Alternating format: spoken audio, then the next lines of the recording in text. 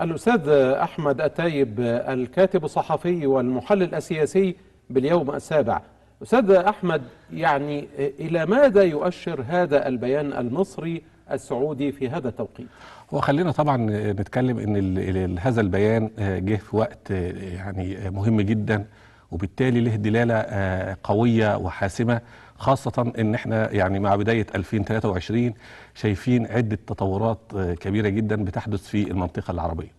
على رأس هذه التطورات التطور اللي هو التقارب التقارب السوري التركي، وشايفين دلوقتي الكلام حوالين وجود صفقة تركية سورية خاصة بما يحدث في شمال سوريا، وانه هناك يعني رفض امريكي لهذا التقارب، وهناك دعم قوي جدا لروسيا بالنسبة لحدوث هذا التقارب. التطور الثاني والمهم ايضا، وده اللي بيخلي البيان له دلاله مهمه جدا وفي غايه الخطوره، الا وهو التطور الخاص بالصراع الفلسطيني الاسرائيلي. واحنا شايفين قد ايه الانتهاكات اللي بقت موجوده في ظل وجود حكومه نتنياهو المتطرفه، والمشاكل الكبيره جدا اللي للاسف الشديد حاليا دلوقتي بتمارس ضد الاشقاء في فلسطين، وانتهاكات للمسجد الاقصى. التطور الثاني ايضا المهم أو الثالث المهم هو تولي مصر لقيادة القوات المشتركة لحماية التجارة الدولية والملاحة البحرية في مضيق باب المندب. وشفنا قد ايه الذعر والرعب من قبل ميليشيات الحوثي وبعض الخروقات اللي بقت موجودة هناك. التطور الرابع ايضا المهم هو فكرة الامن المائي العربي، وفيما يخص قضية سد النهضة. هذه التطورات جميعا بيؤكدوا انه لهذا البيان يعني اهمية كبيرة جدا ودلالة عظيمة جدا في توقيت مهم. وبالتالي حضرتك انت لما تيجي تتكلم عن السعودية ومصر، انت بتتكلم عن أكبر قطبين أو القطبين الرئيسيين في المنطقة العربية. وبالتالي لما تأتي لجنة المتابعة والتشاور السياسي اللي هي دايما بتعتبر مطبخ السياسات بين البلدين، ومهمتها الأساسية والرئيسية في فكرة وضع الخطط أو رسم الخطط المستقبلية للبلدين على الأقل خالص مدة عام.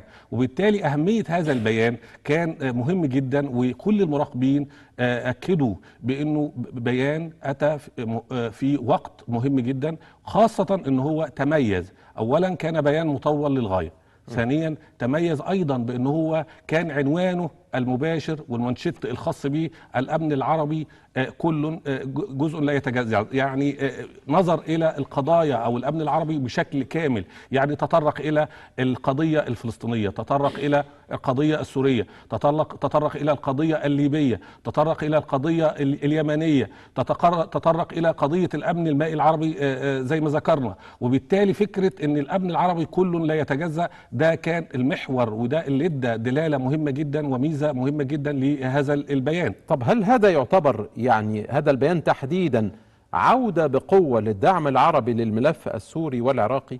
هو احنا في البداية خلينا نفهم هو ايه اللي بيحصل في شمال سوريا الآن. طبعا احنا عارفين انه تركيا لديها يعني لديها قوات موجوده ومتمركزه في شمال سوريا، وبالتالي هي تريد ان هي يعني تؤمن حدودها وفقا لاستراتيجيتها القوميه او وفقا للامن القومي التركي، من خلال ان هي تحاول تصنع او توجد منطقة اسمها المنطقة الآمنة على بعد 30 كيلو في عمق 30 كيلو في شمال سوريا. دي نقطة. النقطة الثانية عندها أيضا أمر مهم جدا، وهو وجود حوالي 4 مليون لاجئ سوري في أراضيها، وبالتالي هي تريد أن تحل هذه الأزمة في ظل الأوضاع الاقتصادية المتردية في تركيا. وبالتالي التدخلات السافرة من قبل تركيا في سوريا ده كانت موجودة، وإحنا شفنا آخر حاجة أن هي هددت بعملية برية في شمال سوريا وشمال العراق. بالإضافة إلى أنه تركيا دائما وخاصة بعد أحداث 2011 دائما ما تسعى إلى توسيع نفوذها، وخاصة في سوريا وفي العراق، على اعتبار ده يعني له مرجعية خاصة بالدولة العثمانية القديمة والطموح التركي وخلافه. ومن يعني هنا هل وجود تركيا في شمال سوريا وشمال العراق هو مجرد حلم العودة إلى الإمبراطورية العثمانية التركية القديمة، ولا الناس الأتراك عندهم مخاوف أمنية؟ يعني هم عندهم هاجس الدولة الكردية، وإن احنا يجب ألا نسمح بنشوء دولة كردية سواء في سوريا أو في العراق أو على الحدود الإيرانية. ويعني هو ده الهاجس الرئيسي عند الأتراك بصفة دائمة. هل هي مجرد أحلام إمبراطورية عفى عليها الزمن، أم أنها مخاوف أمنية حقيقية؟ لا، هي طبعا هو هاجس، وهو ده المعلن للجميع ان انا بحافظ على الامن القومي الخاص بيا لتركيا كدولة. لكن هو في الامور لها ابعاد اخرى، اعتقد ان هو متعلق تعلق كبير جدا بالطموح العثماني. لما حضرتك تيجي تشوف انه بعد ما 2003 شفنا انه تركيا تريد ان هي يعني يكون لها نفوذ حقيقي في مدينة الموصل العراقية وكركوك.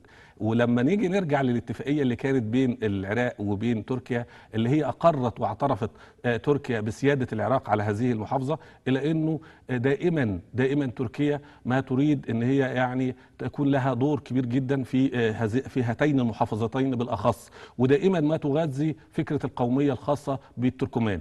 كل ده يا فندم يؤكد لنا أنه في العلن هناك سياسة تتحدث عن فكرة الأمن القومي التركي، تتحدث عن هاجس والمخاوف الأمنية، لكن هناك طموح. احنا شفنا تركيا ماذا تريد من ليبيا، تركيا ماذا تريد من العراق، تركيا ماذا تريد من سوريا. كل هذه الدلالات ألم تؤدي في النهاية للقارئ يعني وكل المتابعين أنه تركيا لا تريد أن تكون لها نفوذ سياسي، نفوذ إقليمي، تريد أن هي تسترجع فكرة الدولة العثمانية والطموح العثماني من جديد، لكن بشكل يتوافق مع النظام الدولي الحديث والمتغيرات والمستجدات اللي موجودة في المنطقة العربية. طب هل في القانون الدولي ما يسمح لتركيا بهذه البلطجة في المنطقة العربية، سواء داخل سوريا أو العراق أو ليبيا أو خلافه؟ هو طبعا للاسف الشديد طبعا ما فيش طبعا في الكلام ده، بدليل ان البيان اللي احنا بصدد الحديث عنه بيتكلم على فكره احترام المبادئ الدوليه واحترام مبادئ الشرعيه الدوليه، لكن الممارسات يا عمرو بيه على ارض الواقع ليس لها علاقه بهذا الامر، هي لها علاقه بسياسه او بالمصالح. واخد بالك، عندما تتشابك المصالح وعندما تريد ان تكون هناك مصلحه معينه، فمعظم القوى الفاعله للاسف الشديد بدايه من الولايات المتحده الامريكيه ثم روسيا ثم كل اللاعبين المؤثرين في المنطقه العربيه، في النهايه هم لا يريدون إلا مصالحهم الخاصة، لا يريدون إلا أجندتهم الخاصة. بناء على هذه السياسة، سياسة المصالح الخاصة، بيكون هناك تحركات سياسية، بيكون هناك مبارزات سياسية، بنشوف احنا المخرجات اللي موجودة، وبالتالي تتقاطع وتتشابك هذه المصالح، فنجد هناك تحالف أمريكي تركي في منطقة معينة في ملف معين في وقت معين، ثم بعد ذلك تتغير هذه الرؤى، ويعني يخرج هذا التحالف إلى دائرة العداء في ملف آخر في منطقة أخرى. وبالتالي احنا لما نيجي نتكلم دلوقتي وليكن على فكرة الملف السوري التركي، هناك سوريا في يعني خندق التحالف مع روسيا، لكن تركيا بره التحالف الخاص بالولايات المتحده الامريكيه، يعني ضد مصالح الولايات المتحده الامريكيه فيما يخص شمال سوريا. تقاطعت هذه المصالح دي من ناحيه. من ناحيه اخرى هناك تحالف تركيا موجوده في حلف الناتو، اذا هناك مصلحه فيما يخص يعني الناتو والتقارب التركي الامريكي في بعض من الملفات. المعول على هذا الامر يا فندم هو فكره اين تقع مصلحتي. طيب، هل تركيا تحاول أن تمسك بالعديد من الملفات في المنطقة على الطريقة الإيرانية حتى تحصل على مزيد من التنازلات من القوى الكبرى زي روسيا زي الولايات المتحدة، ولا الأمر لا يعدو كونه أحلاما إمبراطورية؟ هو خلينا احنا نتكلم طبعا بعد 2011 وللاسف الشديد تمدد الصراع في منطقتنا العربيه، وشفنا قد ايه التوسع اللي موجود في من تركيا وتدخلها السافر في كثير جدا من بعض الملفات، وان هي ازاي قدرت ان هي من خلال حروب الوكاله او دعم الميليشيات او دعم القوات الخارجيه او الاجنبيه في لخدمه اهدافها وخدمه اجندتها في ملفات كثيره جدا في المنطقه، يؤكد ان هي لديها احلام تريد ان تحققها على ارض الواقع. ايضا بالنسبه بالنسبة لإيران كذلك الأمر، هي أيضا تبحث على نفوذ إقليمي، تبحث عن تحقيق مصالح خاصة بها في مناطق الصراع وخاصة في الدول العربية. وبالتالي قدرنا احنا نشوف ان هي قدرت تخلق كم يعني ايادي من اللي هي نقدر نقول اذرعه اساسيه تحقق هذا الحلم الايراني، وبقت موجوده بالفعل على ارض الواقع. زي حضرتك انت اتكلمت في الملف اللبناني، هناك حزب الله وهو مدعوم بقوه من ايران. اذا حضرتك تكلمت عن اليمن، ايضا هناك ميليشيات الحوثي وهي مموله ومدعومه بقوه من ايران. اذا حضرتك تكلمت عن العراق، هناك الحشد الشعبي وهناك المكون الشيعي الذي يؤتمر بفكرة الدولة الإيرانية. كل هذه الأمور يا فندم يؤكدوا أنه هاتين الدولتين اللي هي تركيا وإيران هم يبحثون أو يبحثان عن مصالحهم الخاصة، يريدان توسيع نفوذهما في المنطقة العربية، وخاصة أن البيئة للأسف الشديد أصبحت مهيئة لده. أنت بتتكلم للأسف في ظل الانقسام والتناحر بين الأطراف الداخلية في مناطق الصراع العربي، أصبحت البيئة يعني بقت يعني للأسف الشديد بيئة خصبة لوجود هذه التحركات للأسف الشديد الإقليمية التي لا تراعي يعني مبادئ حسن الجوار. وعلشان كده نرجع للبيان الخاص بلجنة التشاور السياسي بين السعودية وبين مصر، أكد تأكيد واضح وحاسم على ضرورة اتباع مبادئ حسن الجوار بالنسبة للدول الإقليمية بعضها البعض. لأن أنت حضرتك لما نيجي نتكلم النهاردة وإحنا شايفين الوضع في العراق عامل ازاي، حضرتك انت بتتكلم على وجود قائد الحرس الثوري الان موجود في العراق، ايضا موجود منسق البيت الابيض الان النهارده موجود ايضا في العراق، وفي نفس الوقت وزير الخارجيه الايراني موجود في تركيا. كل هذه التحركات بتؤكد يا فندم فكره ان الكل يبحث عن جزء من التورته في منطقتنا العربيه للاسف الشديد. وعلشان كده كان البيان الخاص بالدوله المصريه والدوله السعوديه كان بيان حاسم جدا، كان بيان واضح جدا، تناول كل القضايا، تحدث عن فكره الشرعيه الدوليه، تحدث عن فكره الارتكاز الى عده محاور اساسيه، اهمها احترام المبادئ القانون الدولي، اهمها احترام مبادئ حسن الجوار، اهمها احترام ان يكون الحل هو حل داخلي، حل سياسي بالنسبه لمناطق الصراع، يعني وفقا للمسارات السياسيه. يعني لما نيجي نتكلم عن الازمه السوريه يبقى حل سوري، لما نتكلم عن الازمه اليمنيه حل يمني، لما نيجي نتكلم عن ليبيا حل ليبي. اما فكره دعم التطورات اللي هي الخاصه بتدخل القوات الاجنبيه في مناطق الصراع وهي اللي تدير وهي اللي تقدم الحلول، ده امر طبعا غير او امر مرفوض تماما من قبل السعوديه ومن قبل مصر. طب أستاذ أحمد، هل البيان المصري السعودي يمثل بداية لمشروع عربي جديد في المنطقة؟ احنا عارفين الأستاذ محمد حسنين هيكل عليه رحمة الله عندما كان يفتح موضوع النفوذ الإيراني والنفوذ التركي في المنطقة كان يرد بأن العرب ليس لديهم مشروع سياسي في المنطقة، وبالتالي هذا ما أتاح للقوى الإقليمية زي تركيا وإيران أنها تتمدد في المنطقة العربية.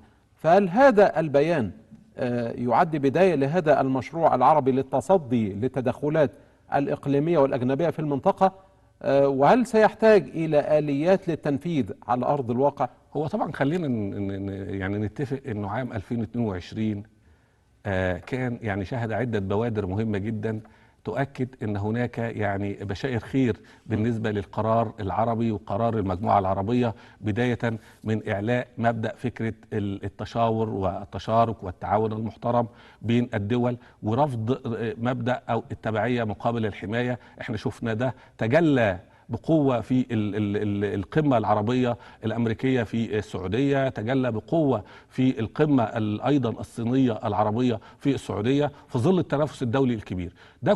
كل هذه الأمور كانت بادرة أمل أن العرب من الممكن أنهم يحدثوا نوع من أنواع التكامل السياسي والتكامل الاقتصادي وتعزيز العمل المشترك. ده احنا شاهدناه بالفعل كبادرة أمل في 2022. لما يجي البيان ده في 2023 بهذه القوة وبهذا الحسم وبهذا الوضوح، ده امر ايضا يمثل او بمثابه بادره امل ثانيه، خاصه ان احنا بنتكلم عن السعوديه ومصر باعتبارهم ان هم فعلا القطبين الرئيسيين في المنطقه العربيه تاريخيا. يعني حضرتك لما تيجي تتكلم دلوقتي في ظل التشتيت اللي موجود وفي ظل حاله الانتهاء للاسف الشديد، حاله وجود يعني الدول العربيه بقت جثث، بعض الدول العربيه بقت جثث هامده. لما نيجي نتكلم لازم نفرق بين الرغبه والقدره. فالرغبه موجوده لدى العرب منذ عقود، لكن القدره تتمثل في من؟ فتتمثل الآن في ظل هذه المرحلة، هي تتمثل في السعودية ومصر. وبالتالي عندما نتحدث عن بيان قوي وبهذا الوضوح ومهم جدا في وقت فيه تغيرات كثيرة جدا ومستجدات، العالم كله بيتكلم على نظام عالمي جديد بيتم تشكيله بعد الحرب الروسية الأوكرانية، لا احنا بنتكلم عن بادرة أمل مهمة جدا. لكن ده وفقا برضو لسؤال حضرتك يتطلب آلية مهمة جدا، وفي اعتقادي ان الآلية تبدأ من لابد أن يكون هناك مظلة حقيقية وحاسمة يتوحد تحتها العرب. عندنا جامعة الدول العربية مهمة جدا أن هي تقوم بدورها، لكن جامعة الدول العربية بالوضع القديم ولا محتاجين جامعة الدول العربية اللي هي تتماشى مع المتغيرات والمستجدات اللي هي طرأت على الساحة العربية وطرأت على العالم بعد 2011؟ لا، عشان كده أنا أعتقد أن أول قرار المفترض أن يتم رقم 1 هو إعادة هيكلة الجهاز الإداري داخل جامعة الدول العربية بما يتناسب ويتماشى مع المستجدات والتغيرات اللي موجودة حاليا في المنطقة العربية. 2، لابد أن يكون هناك مجلس حقيقي ينفذ كآلية، ينفذ قرارات جامعة الدول العربية بشكل حاسم. يعني أنا مش معقول أبدا هفضل في ظل هذه الصراعات وفي ظل هذه المشاكل الكبيرة جدا أبقى قدام قرارات وقدام توصيات ولا يوجد جهاز حقيقي يتم تفعيلها على أرض الواقع، وبالتالي كلها يبقى يعني قرارات استشارية، قرارات اختيارية لا تحقق المطلوب منها. لكن عندما يكون هناك مجلس زي مجلس الأمن بالنسبة للأمم المتحدة، ما هو الذراع الرئيسي للأمم المتحدة في تنفيذ قراراتها بالنسبة للقانون الدولي. طب السؤال، احنا ليه في جامعة الدول العربية ما يبقاش عندنا جهاز ده يتواكب مع هذا الامر؟ وخاصه ان انت بتتكلم في المنطقه العربيه الان فعلا في امس الحاجه، انت بتتكلم عن حوالي 5 دول او 6 دول حاليا يعانوا اشد المعاناه من التدخلات الأجنبية في المنطقة، من يعني تكالب القوى الفاعلية على مقدراتهم الاقتصادية والاجتماعية حتى موجودة. بتتكلم على فكرة الصراع اللي موجود حاليا دلوقتي، الميليشيات بقت تتحكم في مصائر الشعوب. هل هذا يعقل في ظل ظروف كبيرة جدا بيمر بها العالم الآن من موجة تضخم، من اضطرابات سياسية كبيرة جدا، في ظل تخوف العالم من وجود حرب عالمية ثالثة وممكن تبقى حرب نووية؟ هل ينفع ان احنا يعني نقف بهذا الشكل واقفين صامتين في ظل هذه التغيرات الكبيرة جدا وفي ظل تشكيل نظام دولي المفترض ان احنا يعني نحجز مكان فيه من الآن؟ طيب هنحجز مكان من ازاي يا فندم؟ ان احنا يكون لدينا كلمة موحدة. هنحجز مكان عندما يحدث نوع من انواع التصالح، نوع من انواع التقارب. كل هذه الامور في النهاية يعني تتطلب بشكل فوري وسريع إيجاد آلية حقيقية لتنفيذ القرارات العربية. وأعتقد أيضا، وهنا أريد أن يعني أذكر هذا الأمر، أعتقد أنه يا ريت نبدا او اتمنى ان احنا نبدا بفكره التكامل الاقتصادي العربي، على اعتبار ان هو يبقى البوابه لدخول او لحدوث التعزيز العمل المشترك او التكامل السياسي ثم التكامل العسكري. لان احنا للاسف الشديد من ضمن الامور اللي كانت يعني عليها ملاحظات كتيره جدا وفي علامات استفهام، احنا بنتكلم على فكره انه لا، كل ما نتكلم عن ازمه نتكلم على فكره لابد ان يكون هناك قوه عربيه مشتركه، لابد ان يكون هناك جيش عربي مشترك. هذا الكلام موجود من اكثر من 50 من الخمسينات والستينيات، واحنا بنتكلم يعني في ده، واخد بال حضرتك؟ وكان في قوة عسكرية مشتركة في الستينيات وكان لها رئيس أركان، أعتقد أنه كان مصري، كان الفريق علي عامر. صحيح. ولكن لم يكتب لهذه القوة النجاح يعني بالضبط. للأسف يعني. فبالتالي احنا هنفضل لحد امتى بقى؟ لم يحن الوقت ان احنا يعني نختار بوابة مهمة جدا. احنا بنتكلم في ظروف اقتصادية صعبة جدا بيمر بيها العالم العربي الآن في ظل التداعيات الكبيرة جدا والأزمات المتلاحقة، بدءا من موجة كورونا أو جائحة كورونا، انتهاء بالحرب الروسية الأوكرانية. التكامل الاقتصادي ده هيفتح الإفاق العراق، وهيبقى بوابه للعبور فيما بعد ان احنا يحدث نوع من انواع التقارب السياسي، ثم الحديث عن فكره ان يكون هناك قوه عسكريه، وخاصه ان احنا بنتكلم على كان هناك اقتراح مصري، ثم بعد ذلك احنا شايفين منظمه التعاون الاسلامي او مجلس التعاون الاسلامي لديه درع الجزيره موجود. يعني نستطيع ونستطيع بقوه، لكن هي الفكره كلها تتوقف على الاراده الموحده، والاراده الموحده تتطلب منا التكامل وتعزيز العربي المشترك. طيب هنا سؤال، يعني الأزمات العربية ونحن في شهر يناير سنة 2023 هل تتجه إلى الحل أم إلى مزيد من التأزم؟ هو خلينا احنا نتكلم في النهايه، يعني يبقى عنواننا تفاءلوا بالخير تجدوه. احنا هنتكلم على فكره ان هناك بوادر امل ان شاء الله تتحقق. إن شاء الله. يعني نتكلم عن امور مهمه جدا بتحدث الان. يعني احنا لما نيجي نتكلم عن الملف السوري، لا في امر مهم جدا من واراده من المجموعه العربيه بعوده سوريا الى جامعه الدول العربيه من جديد. ايضا تعاطي الدول العربيه في بعض الملفات بقى مختلف يا عمرو بيه عن ما كان في 2011 و2012 2013. الان انت بتتكلم على فكره تقارب بعض الشيء، كل ده يدينا بوادر امل في مستقبل ان شاء الله، يعني نتمنى ان يكون جيدا. لكن علينا ايضا الا ننسى الوضع المتازم. الوضع المتازم دلوقتي في مناطق الصراع للاسف شديد، وفي بعض الدول العربيه حتى على المستوى الاغاثي، على مستوى المساعدات الانسانيه، وضع كارثي يتطلب بالفعل وقفه جاده وحاسمه. يعني حضرتك لما تيجي تتكلم وليكن على اليمن، اليمن يا فندم بيمر حاليا باسوا ازمه انسانيه في العالم. لك ان تتخيل ان شعب بتعداده 33 مليون، منهم وفقا للتقارير الامميه الاخيره والتقارير الدوليه والتقارير العالميه منهم 23 مليون يحتاجون الى مساعدات انسانيه وعاجله. الامر ايضا في سوريا، لك ان تتخيل ان المعبر الوحيد اللي هو بيتحكم في موضوع وصول المساعدات الامميه او مساعدات المجتمع الدولي الى سوريا الان هو معبر باب الهوى، تتحكم فيه روسيا، وبالتالي اصبح هناك كوارث انسانيه كبيره جدا في مناطق الصراع في سوريا. نفس الامر لما تيجي تتكلم عن ليبيا، انت بتتكلم عن ليبيا على اعتبار ان هي اصبحت مركز عالمي لبيع السلاح. شفنا احنا قد ايه الميليشيات الكبيره جدا. لما نيجي نتكلم عن العراق ايضا، انت بتتكلم عن العراق باعتبارها هي المصدر الثاني للنفط في العالم بعد السعوديه في المنطقه. هنا سؤال فيما يتعلق بالعراق، هل تسعى الولايات المتحده الامريكيه الى لبننه العراق بتدعيم الوضع الطائفي وتقسيم العراق الى طوائف، والى يعني تسميم الوضع السياسي الداخلي العراقي بهدف البقاء بجانب منابع البترول العراقي اللي هي امريكا تقوم بسرقتها وتقوم ببيع البترول العراقي بأبخس الأثمان؟ ما هي حقيقة الوضع هناك؟ هو احنا خلينا نتكلم بكل وضوح. هو غزو الامريكي للعراق كان يعني ليه اكتر من هدف امريكي. على راس هذه الاهداف طبعا تفتيت الجيش العراقي، ده رقم واحد. نعم.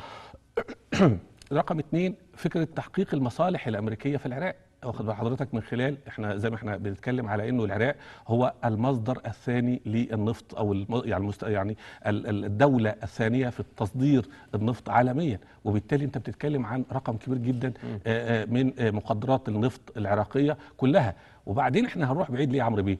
انت حضرتك لما بتيجي تتكلم عن العراق، النفط العراقي بيروح فين؟ الاموال الخاصه ببيعه بتروح فين؟ بتروح لحساب اسمه العراق واحد موجود في الفيدرالي الامريكي، هو اللي بيتحكم فيه. كان بيقتص او يجتزئ جزء خاص بالتعويضات الكويتيه اللي موجوده، والباقي يعطيه للعراق عندما تطلب الحكومه العراقيه اللي موجوده. لكن كان بيستخدم هذا الحق وهذه الآلية اللي تم تنفيذها اللي هو الحساب العراق واحد في الفيدرالي الأمريكي، كان بيستخدمها كآلية ضغط في تحقيق أهدافه اللي هي الأهداف الولايات المتحدة الأمريكية في العراق. وبالتالي حضرتك أنت لما تيجي تتكلم عن العراق، لا العراق في مليء بالثورات الطبيعية، الثورات النفطية، الثورات البشرية، طبعا مليء كبير جدا. وبالتالي هو أصبح يعني نقدر نقول مهم جدا لأي قوة فاعلة إن هو يكون صاحب قرار سياسي وصاحب قرار وصاحب وجود ونفوذ في هذا البلد. وبالتالي الولايات المتحدة الأمريكية حتى الآن منذ 2003 إلى الآن، وشفنا احنا قراراتها المتتالية وفقا للإدارات الأمريكية المتتالية كانت بتتكلم على انسحاب من العراق، لكن في النهاية السؤال انسحبت القوات الأمريكية من العراق، لكن ما زال هناك 4 قواعد عسكرية أمريكية موجودة كبيرة في العراق داخل العراق يعني. وهل يستطيع العراق ان انت تتكلم عن الملف العراقي او الحل في العراق بدون استدعاء الولايات المتحدة الأمريكية؟ اذن الولايات المتحدة الأمريكية موجودة الى الآن، انت بتتكلم في 2023 ثم بتتكلم عن غزو منذ 2003. طيب برغم خسائر القوات الأمريكية الكبيرة في العراق، لماذا فرت أمريكا بليل من أفغانستان وتصر على الوجود في العراق؟ هل القضية الأساسية بالنسبة لها في العراق هي النفط العراقي، ولا في حاجات تانية ربما احنا مش واخدين بالنا منها؟ هو خلينا احنا نتكلم على دايما تعامل السياسة الخارجية الأمريكية مع دول الشرق الأوسط أو الدول العربية على الأخص في 3 أهداف أساسية.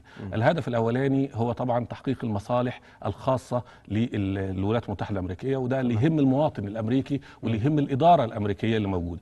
الهدف الثاني وهو المهم أيضا هو إسرائيل، واخد بال حضرتك؟ هي تريد ان تكون طبعا اسرائيل هي الوكيله الاولى للولايات المتحده الامريكيه في المنطقه العربيه، وبالتالي ما يضر اسرائيل فهو يضر الولايات المتحده الامريكيه، واعتبرت ان التعرض لاسرائيل اعتباره ان هو تعرض على الامن القومي الامريكي. ده الهدف الثاني. الهدف الثالث هو هيمنة الولايات المتحدة الأمريكية على العالم، ولذلك دائما السياسة الخارجية الأمريكية تعتمد على فكرة إطالة أمد الصراع، واستخدمت عدة يعني أذرع مهمة جدا، من ضمنها الحروب بالوكالة، من ضمنها حتى خلق المنظمات الخاصة بالمجتمع الدولي اللي جاءت يا عمرو بيه بهدف تركيع الشعوب من أجل استمرار وحماية الهيمنة الأمريكية خطب واحد على العالم كله. وبالتالي احنا شفنا حتى المنظمات دي للأسف الشديد في تعاملها بازدواج المعايير والكلب مكيالين، في النهاية هي لا تخدم إلا الأجندة الأمريكية. إذن في النهاية انت حضرتك لما تيجي تتحدث عن الولايات المتحدة الأمريكية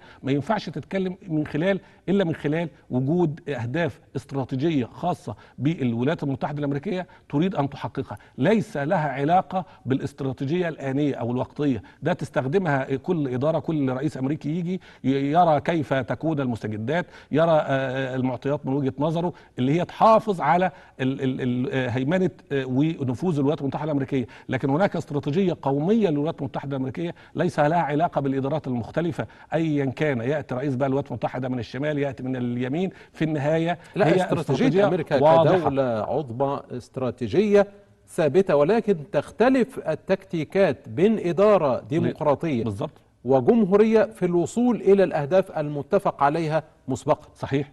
هو ولذلك ده احنا بنشوفه من 2011 بشكل كبير جدا، نلاقي انه المجتمع الدولي والولايات المتحده الامريكيه موجوده في ملفات كبيره جدا. يعني بتتكلم عن مبعوث اممي في ليبيا، ماذا قدم؟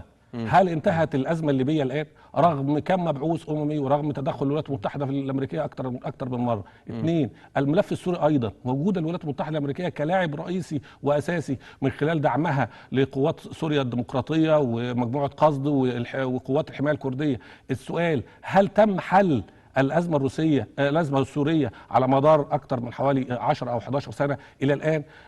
أيضا الملف العراقي الآن في ظل التأزم وفي ظل الوضع الصعب جدا اللي بيمر به العراقيون، هل استطاعت الولايات المتحدة الأمريكية من خلال غزوها بداعي تحقيق الديمقراطية في العراق ان هي قدرت تحقق الديمقراطية في العراق؟ أسلحة الدمار الشامل اللي كانت عند طبعا صدام والراجل ما كانش عنده حاجة يعني. الأكذوبة الكبرى طبعا. وبالتالي يا فندم انت لما تيجي تتكلم عن القوى العظمى والولايات المتحدة الأمريكية أصبح العالم كله يعرف تماما انه الولايات المتحده الامريكيه لا تريد الا هيمنه الولايات المتحده الامريكيه، الولايات المتحده لا تريد الا قياده العالم من خلال اي آلية تسمح بذلك. شفنا احنا يعني الآليات الأخرى اللي هي خاصة بالميليشيات اللي موجودة، وشفنا احنا يعني جابت داعش في العراق، ثم بعد كده أخدته وودته سوريا، ثم الآن بقى موجود في أفريقيا، وهي تدعي علنا ان هي تحارب هذا التنظيم بكل قوة، لكن ما زال هذا التنظيم موجود رغم ان هو الكل وكل المراقبين الدوليين وحتى الواقع يؤكد انه في النهاية هو صناعة القوى العظمى اللي موجودة، يعني صناعة أمريكية كما اعترف بذلك دونالد ترامب، يعني أن داعش هو صناعة أمريكية. صناعة أمريكية. وبالتالي الآن داعش موجود كتنظيم مؤثر جدا في العراق ومؤثر جدا في الملف العراقي، داعش موجود كتنظيم مؤثر جدا في الملف السوري بقى بشكل قوي جدا، ولقينا داعش موجود حاليا دلوقتي في بعض افريقيا، وبدا بدأ يتوجه إلى بعض الدول الأفريقية بشكل كبير جدا هناك.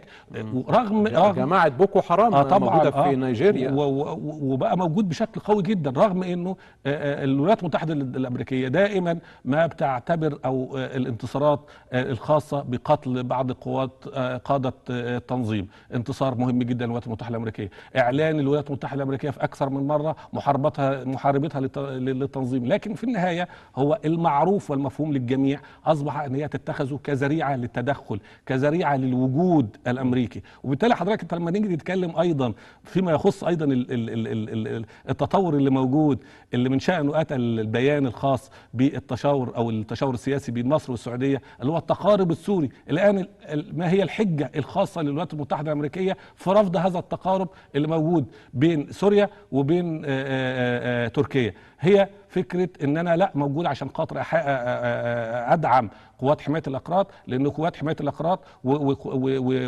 وقوات سوريا الديمقراطية هي هدفها الاول هو تنظيم، ده هو محاربة تنظيم داعش في سوريا. هي الذريعة الاولى اللي دائما تتخذها الولايات المتحدة الامريكية في رفض اي مخطط او رفض اي خطوات للتصالح او اي خطوات سياسية لا تحقق مصلحة الولايات المتحدة الامريكية.